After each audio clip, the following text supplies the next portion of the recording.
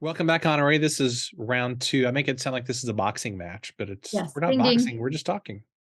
So yeah, ding. Where's the guy with the bell? Ding ding ding ding ding. Yeah.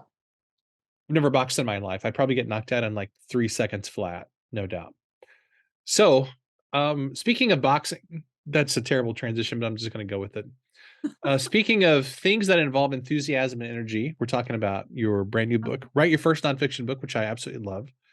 Mhm. And one of the things that you talk about, this is specifically in chapter 3, is and I love these 5 things because they're really fascinating. You talk about going through each of these 5 stages of kind of these different emotions as you write your first nonfiction book. So you talk about excitement, self-doubt, disbelief, and overwhelm, the aha moment, and delight, I did it. And you mentioned a minute ago before I hit record that these come from the stages of grief. And I'm just curious if you can expand on this. I think this is really fascinating. And I've never heard anybody talk about it this way before. Well, because someone goes through the stages, and if you go through the loss of someone in whatever way, death, divorce, right, or something happens, you go through certain stages. And any therapist will say, you're going to go through these stages. And if you're me, you go, no, I'm Hmm. fine. I'm fine, really. I'm fine. Really, it's fine. I'm not angry. I'm not sad. As you I'm punch not the wall, I'm depressed. not angry.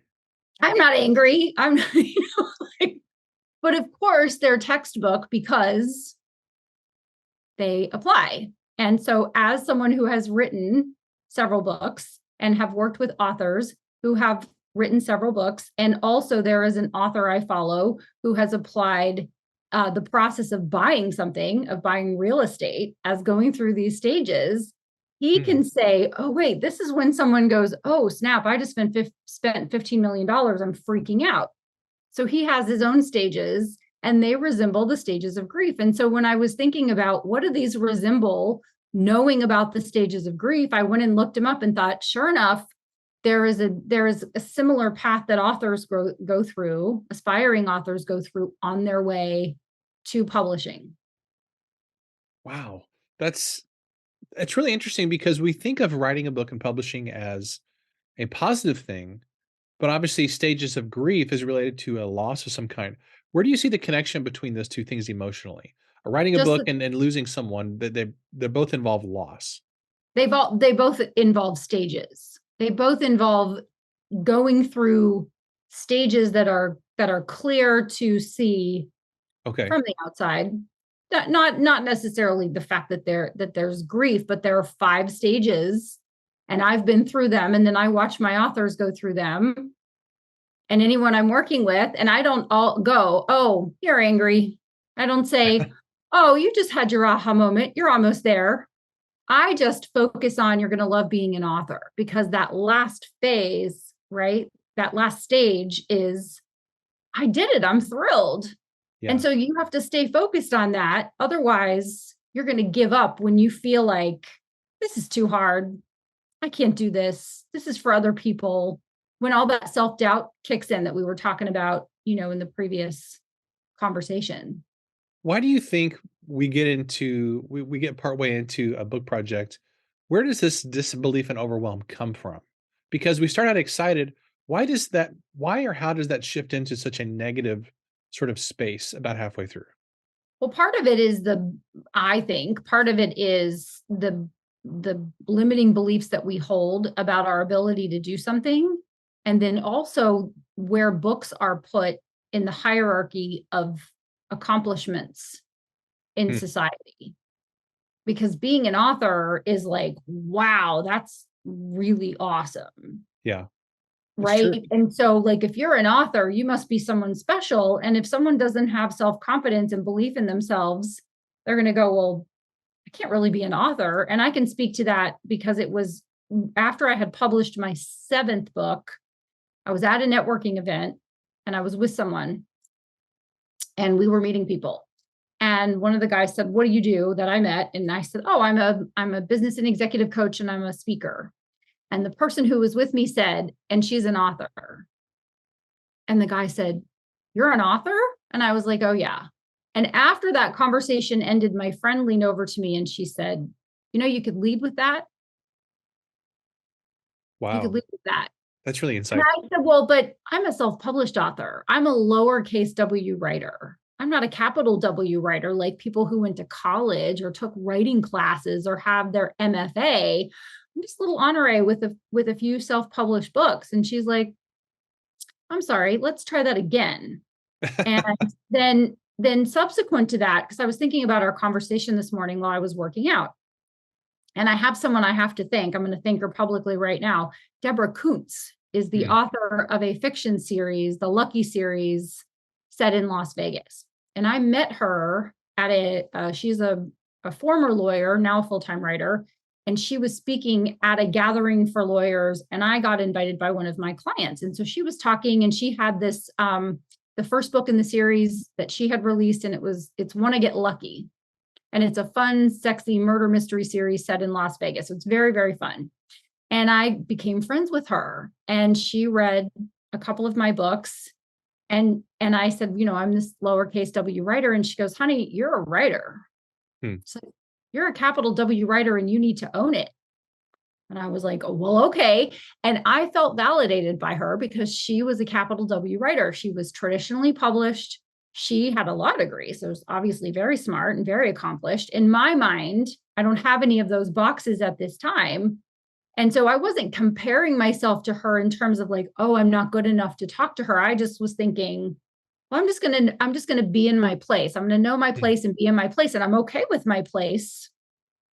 But like when someone would ask me about it, I was like, no, no, no. I'm the little W writer over here, just, like the cat on the keyboard having a good time. But I know my place. I'm not going to presume to be, equivalent or a peer, right? I'm an aspirant. I'm not a peer. And she was like, oh no, nope, that doesn't work. And it was just like my friend who said, you're a writer, you're an author, you need to lead with that because that's Hmm. cool.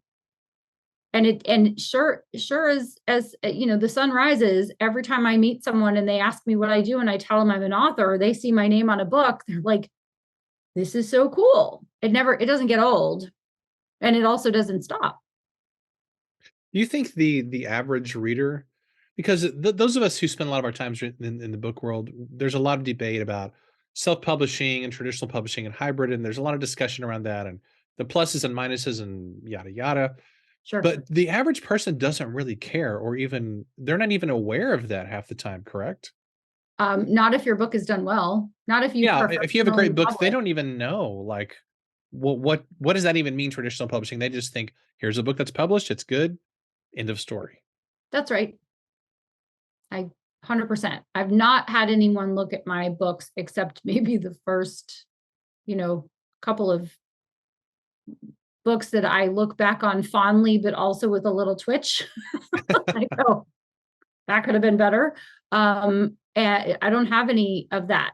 I actually have people in traditional publishing who tell me what a good job I do on my books. They actually say, wow, I can't believe that you did this. This is actually really well done.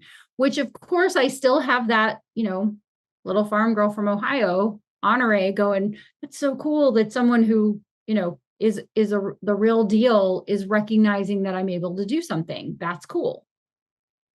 And it's not like traditional publishers do everything 100% correctly all the time. That's not like a downgrade on them. It's just they're people and mistakes happen sometimes and Sure. things aren't always what they should be, and that's the nature of it being a human being, I think. So, That's correct. And I also like the standard that they set because it gave me yes. a bar.